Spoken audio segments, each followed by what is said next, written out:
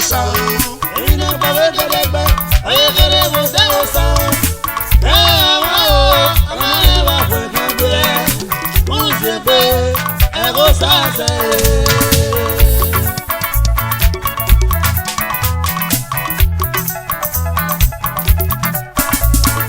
Ina bawe kadegbe, aye kere wo daosa. Ina bawe kadegbe, aye kere wo daosa. Amane wa fwe kambule, uzepe, ego sase.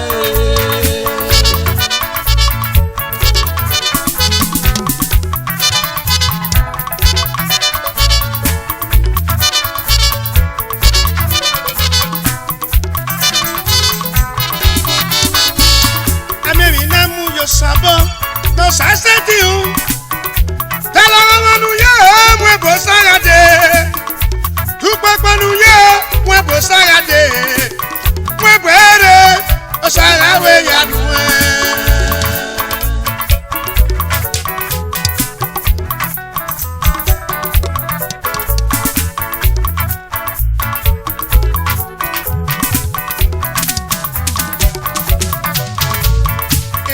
sunu dawa ajebe vinegi po isegbe na yo sete no popo won isegbe na ya we won pon na ye we isegbe ego sase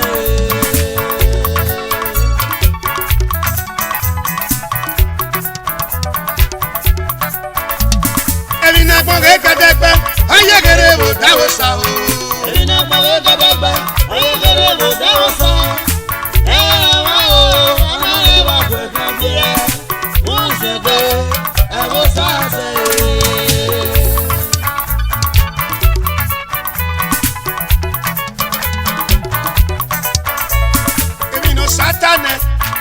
Paisa ti fe werie o saga ga tu wega bowa wega lebo de teme ni kio anga sase anga sagi lomo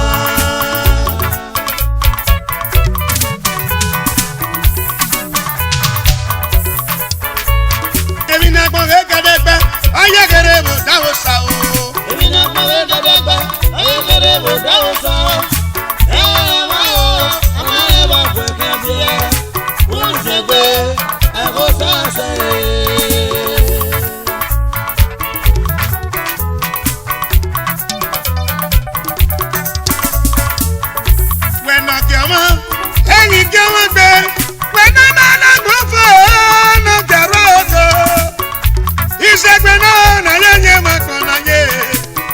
Segbe ego sase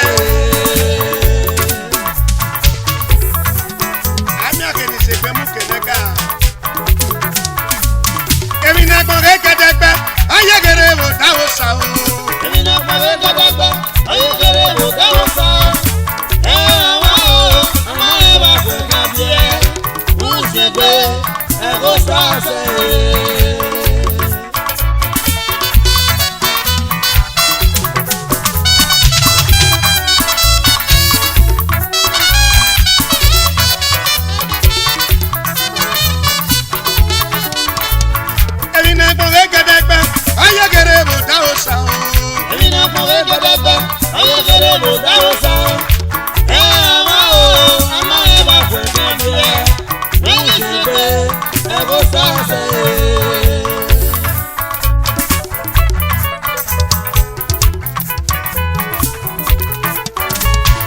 Ino sagbere esa na riemi ino samo esa na riemi isegbe na ya we won gbon na ye we isegbe ego sase ego sayi lo wa eno satan e tosumu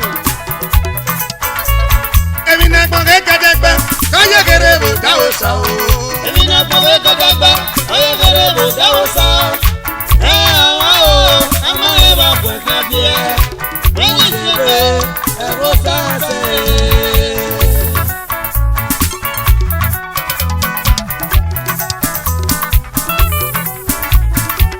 se wedi moto adegu we maede when is a go saga we yanwe ìṣègbè náà nàyẹ́ ní wọn kàn náyẹ́ wẹ́gì ìṣègbè ẹ̀rọ sáàsẹ̀.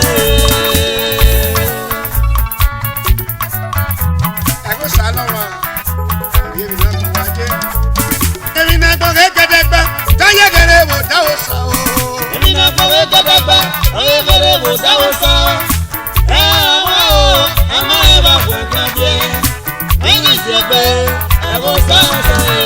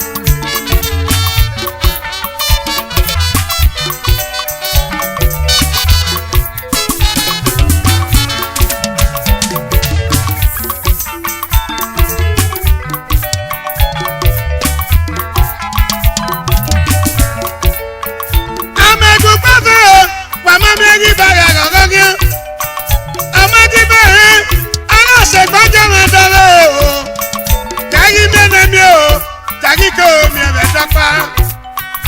Uyere o brother. Ota emale.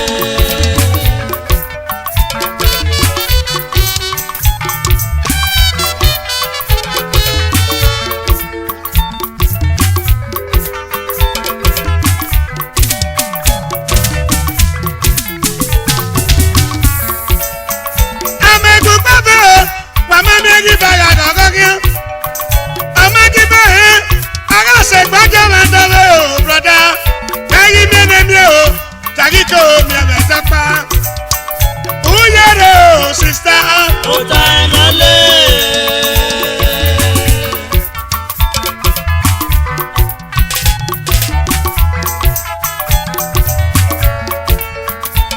Ena kama hegi kama be. Emi ebona. Mama mi agota me na bwana. Hegi se na be o. Hegi se na mu. Eri mi na tonye o. Ibi do mare nu samo me.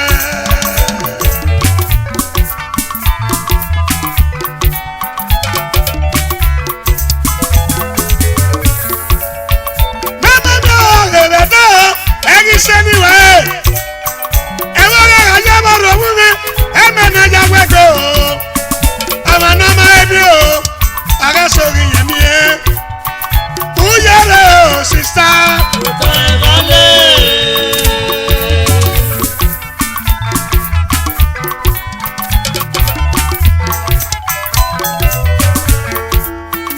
Amegu baba, mama mi egi baga gaga. Mama ki be, aga se gbaja ma dale o brother. Kagi me na mi o, Tagiko mi ebe dapa. Uyere o sister. Ota emale.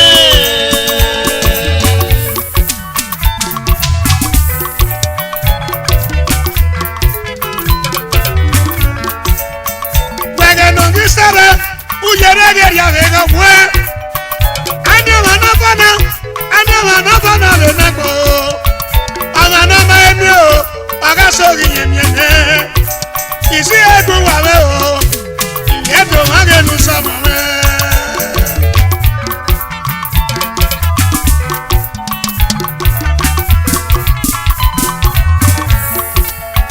Mama mi o rebeka o, egi seni we. Mama na ma emi, aga so gi yemyene. Benari megbe o, eda beru wegbe. Uyere o sister. Ota emale.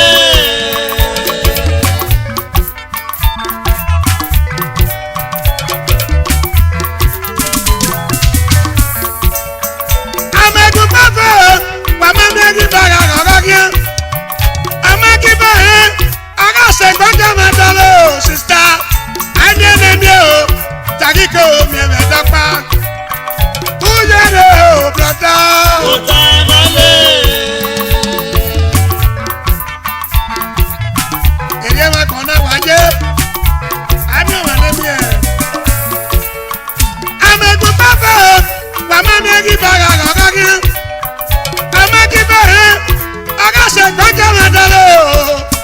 Kagi me ne mi o, Tagiko mi ebe dapa. Uyere o brother. Ota emale.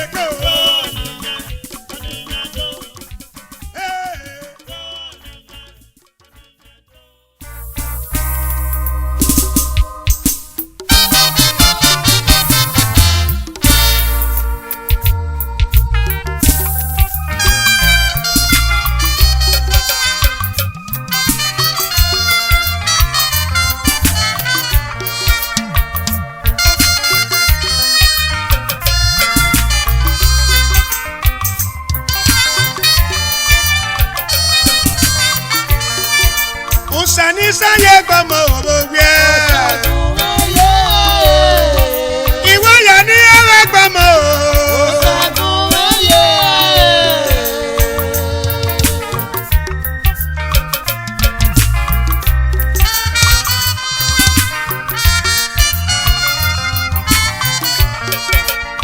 Usani sẹ́wẹ́ gbọmọ òbògbé. Ìwọ yà ní ẹwẹ́ gbọmọ o.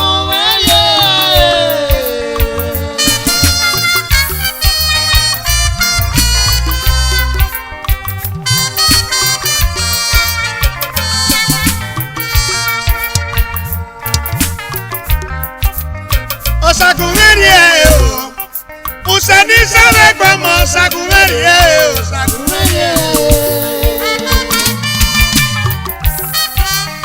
Osagunmeri o, Oya ni ẹwẹ́ gbọmọ Osagunmeri o, Osagunmeri o. Usani sẹ́wẹ́ gbọmọ òbògbé. Ìwọ yà ni ẹwẹ́ gbọmọ o.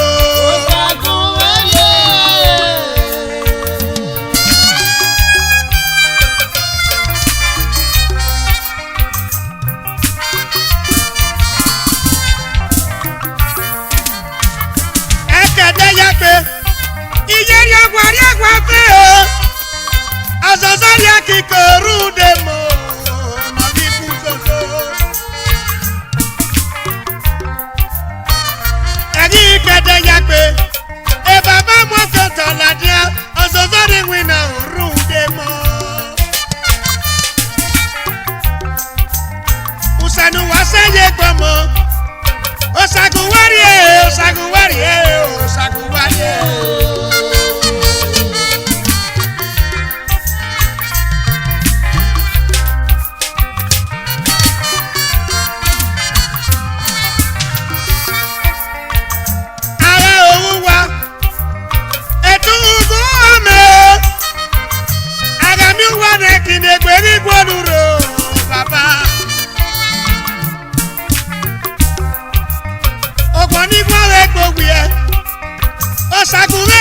Osagunmeri o, Osagunmeri o. Usani sẹ́wẹ́ gbọmọ o bàbá. Ìwọ yà ní ẹwẹ́ gbọmọ o.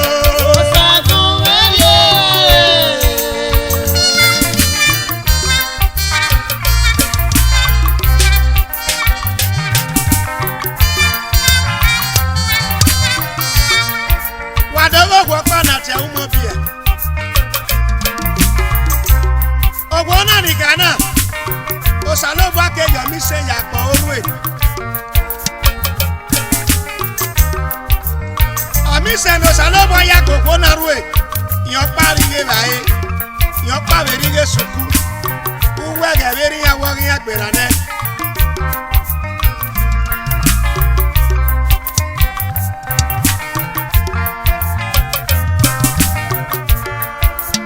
Usani sẹ́yẹ gbọmọ òbògbé. Ìwọ yà ní ẹwẹ́ gbọmọ o.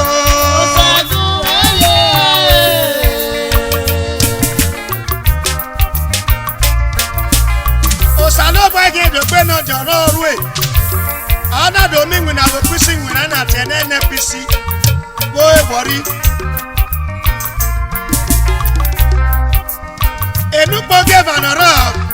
Òṣàlóbọ̀ náà wè gbọ́ ọ̀rú ẹ̀. Ọ̀nàdọ̀ pààrí ó tẹ́ owó ìbò. Osagunmeri o, Usani sẹ́wẹ́ gbọmọ Osagunmeri o, Osagunmeri o. Usani sẹ́wẹ́ gbọmọ òbògbé. Ìwọ yà ní ẹwẹ́ gbọmọ o.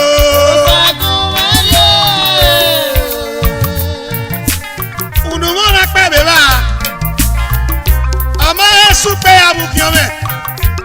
Eno jọ̀nà rẹ̀ ọ̀nà wìnà mẹ́fẹ́ pèsè lè wọ̀rí. Ọ̀nà di gédégé yòtọ̀ ọ̀nà bọ̀mù ní jẹ́. Enukpo gébànà rọ̀ ọ̀nà mọ̀kòtò ọ̀nà mọ̀kì jẹ́. Ẹ̀dọ́ yà pété wẹ̀ òwò ọmọdégbọ̀n wa ó ẹsẹ̀ tí o. Ìgbọ̀gbọ̀ náà rí pọ́. Usani sẹ́yẹ gbọmọ òbògbé ẹ̀.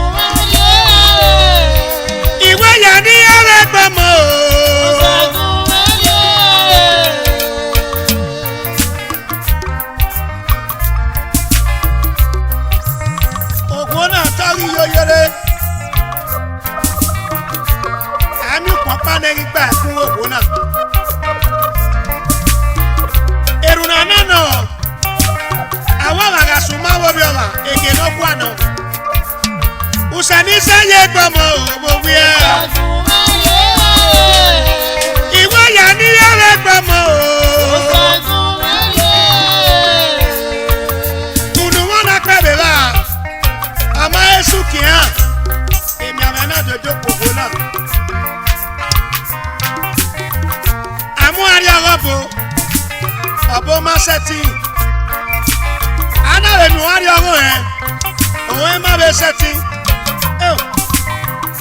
lẹ́nu àkókò bọ́nà kásẹ̀ o jẹ́ yá yé kàràkùá òsànú ègì màmú ọ̀gá bọ́ wẹ̀ ní Jésù Kristi nù ìṣe òsàní sẹ́yẹ gbọmọ òmò wí ẹ́ ìwọ yà ní yàrá gbọmọ o òsàní sẹ́yẹ gbọmọ o bàbá ìwọ wà ní gbọmọ gbọmọ o.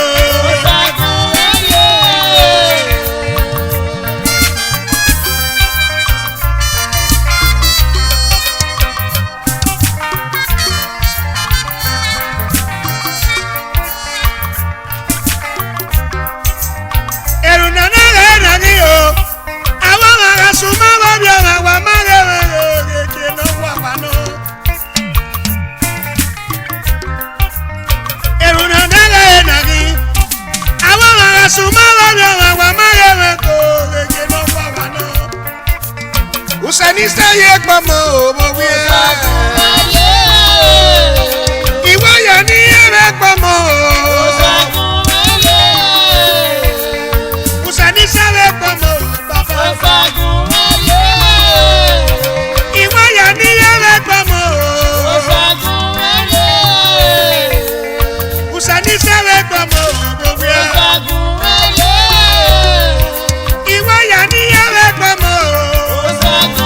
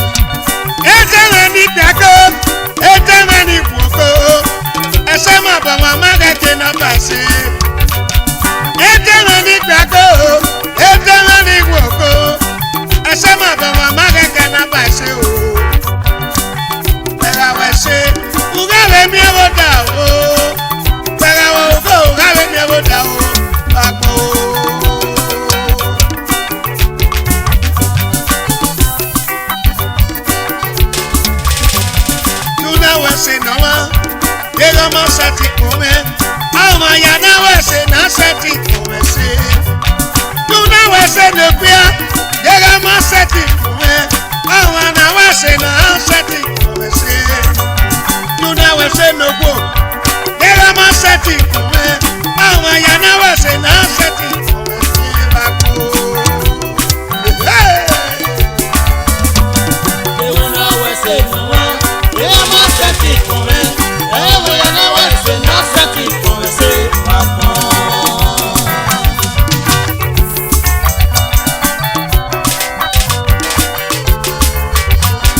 Euna wese noa, ema seti kume, ewa yana wese na seti kume se bako. ese ma bo wa ko omaga ke na ba se na wu ese ma bo wa maga ke na ba se ese ma bo wa ko omaga ke na ba se na wu ese ma bo wa maga ke na ba se o anye se ugale mi alo da o uganyi ga ugale mi alo da o anye se ugale mi alo da o uganyi ga ugale mi alo da o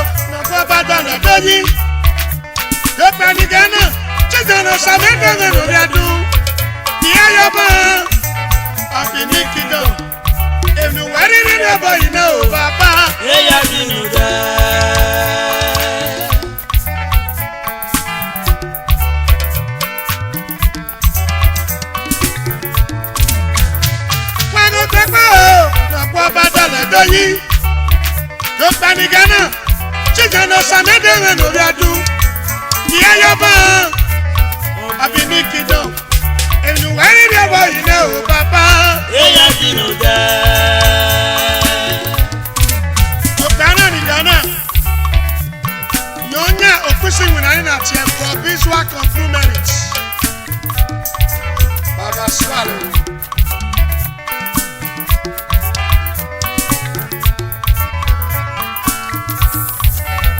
Era no kima. Jano samede ne obiadu ngenge nari wo. Iya no gajo. Era no kima. Enu wari dia boy ne o papa.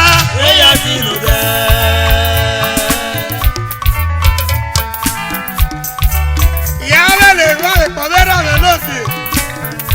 Comrade Daddy Osase Nobi Osayoke MD Yoge Hotel Oluku Iyadeba Yoge President all chairman of Innovia Notice Development.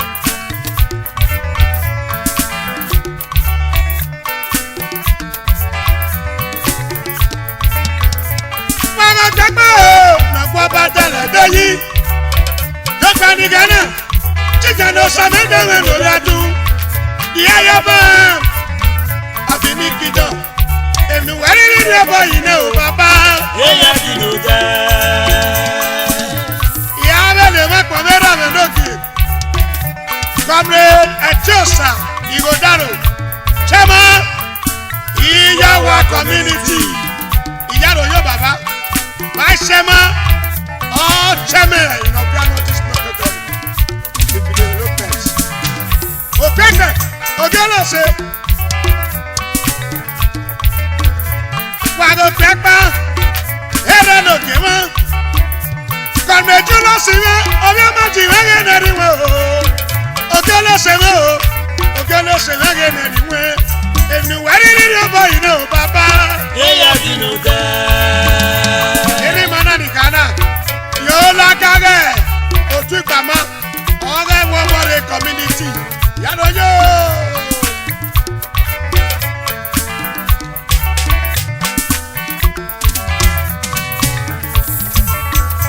Wago kekpa Hele no kima Konde heriwe Obe sawara Wege no kie Yola ka Orisia community Enu wari niri ebo ine o papa Eya dino de. Irani ore yego si e ni agbagbo bebe ko toga de bepe Comrade Osase Uwefo Chairman Oluku Community Wano pepa o na kwa bado ledoyi Dopia ni Ghana Chicha no Samede we no biadu Iya Yaba Abini Kido Enu wari ni obo ine o papa Eya dino de. Ya Bele Makwa Mera Menoki Honorable Dumes Obiukiakpe Vice Chairman of Innovia Notice Local Government Ogelo se Adune Bunyaname Yano yo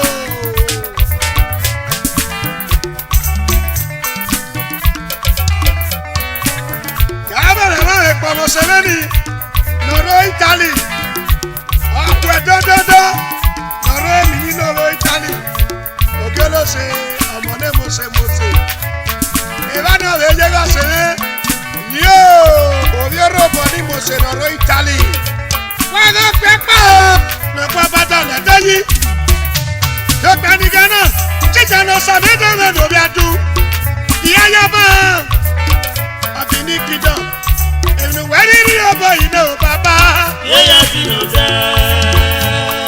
Yabele ma be kono semeni Comrade Harrison Ogbade Chama Ekatu Motojila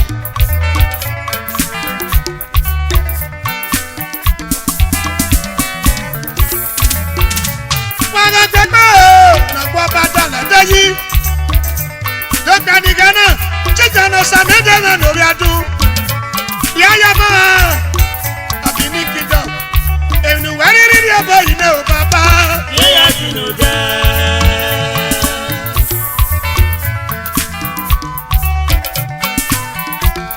Ìyá bẹ̀rẹ̀ má pọ̀ mẹ́. Máa ń ṣẹ́ mọ́. Orí òkè community. Ilé wa kò ní ra rẹ̀. Orí dín in lókè. Ìyá rẹ̀ wà ká yòrò.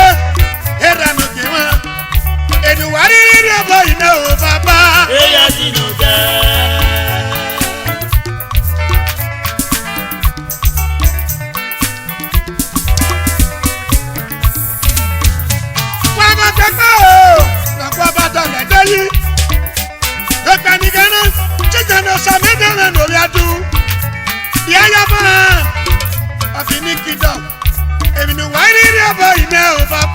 Yéyà dínú jẹ́. Ayọ̀bá àpòrìrì. Ayọ̀bá àpòrìrì. Ayọ̀bá àpòrìrì. Ayọ̀bá àpòrìrì. Ayọ̀bá àpòrìrì. Ayọ̀bá àpòrìrì.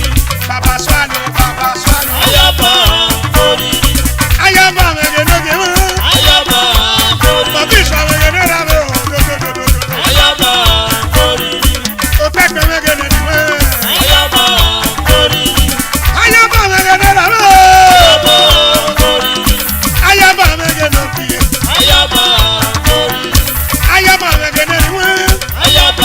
àpòrìrì.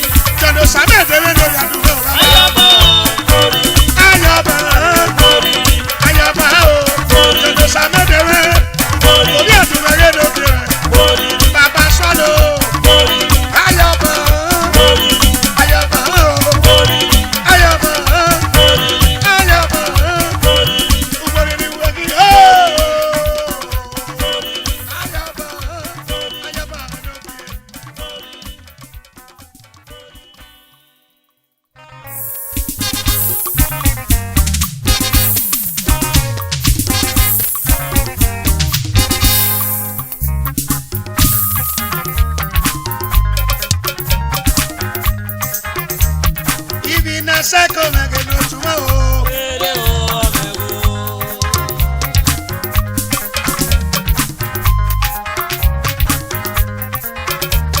Otwina seko me no ni yagaga o. Ere o amego. Apina seko. Wanes. Ina seko.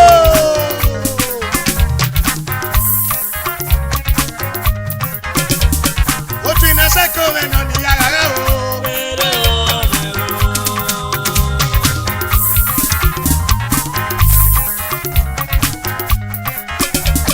Ibina seko mege no tuma o. Ere o amego. Evani o jegero wago tuna. Comrade Frank Obie Petron Ina seko. Also Shama Ewabogu community. Ogalo se. Ibina seko mege no tuma o. Ere o amego. Olaga agotuni. Yomawe. Comrade Osakwalo Oselege. President. Chairman Managing Director. Adol Orchestras. Ewabogu. Yadolo Fekala. Ibina seko mege no tuma o. Ere o amego. Vice Chairman Agotuni. Comrade Matthew Edo. Chairman Managing Director. Makaba Hotel. Iyaroyo. Ibina seko me no ni yagaga o. Ere o amego. Apina seko. Wanes. Ina seko. Ogbebe. Agotuni. Just secretary. Yomabe. Comrade Monday Abu. Chairman Managing Director. Ebika. General Secretary. Ina seko mege no tuma o.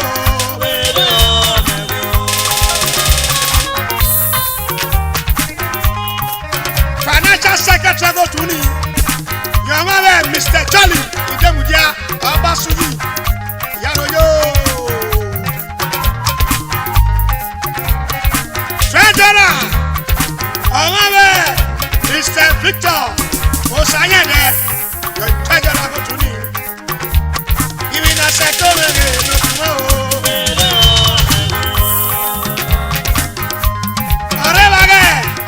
Financial Secretary, Assistant Secretary, Mr. Monday, Ewe Monday, Snowbird Mighty, Yaro yo, Ibi na second no tomorrow.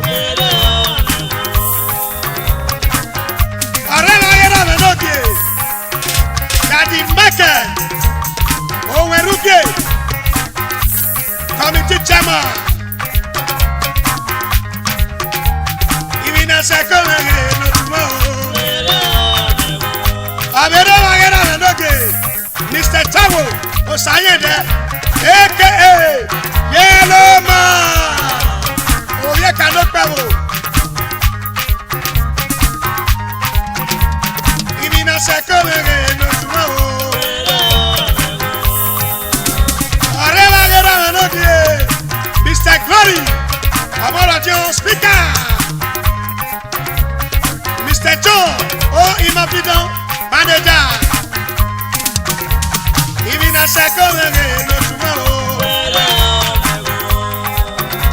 Abere wagera ndoki.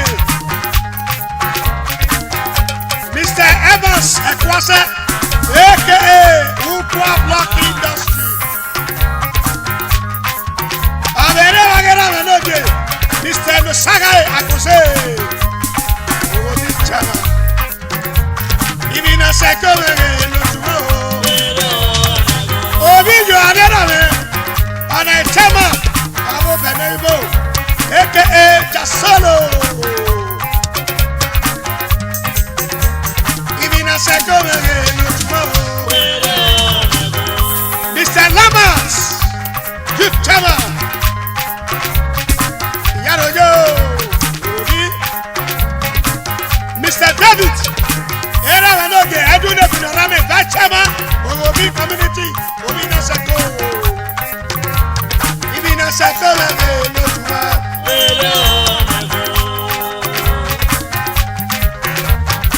Mr. Unity on a chip abugo ogalo se ibi na sako la no ni yaga o Mr. Emmanuel Asamuta era noge obi na sako Ibina second no tomorrow. Mr. Andy Victor Motodila. Ibina second no tomorrow.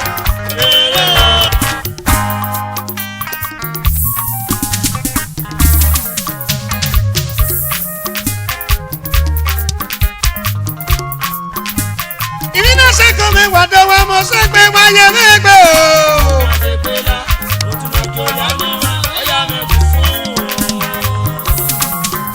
Daddy Festus in Abulele Bachama Ekatu Obinaseko Mr. Clifford Kusi Obinaseko Noge August CSC Ibinaseko me wado wa mo segbe wa ye egbe o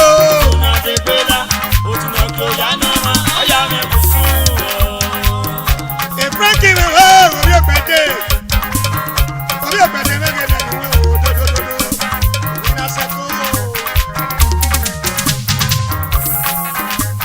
ìbínà sẹ́kọ̀ mi wà dánwà mọ́ sẹ́gbẹ̀ wáyé lẹ́gbẹ̀ o.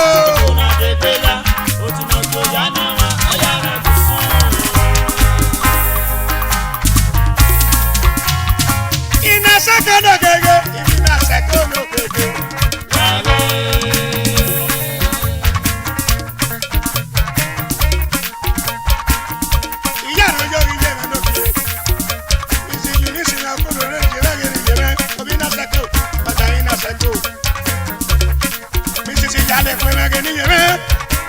Sako na generi no. Ibina sako no gege, ibina sako no gege go.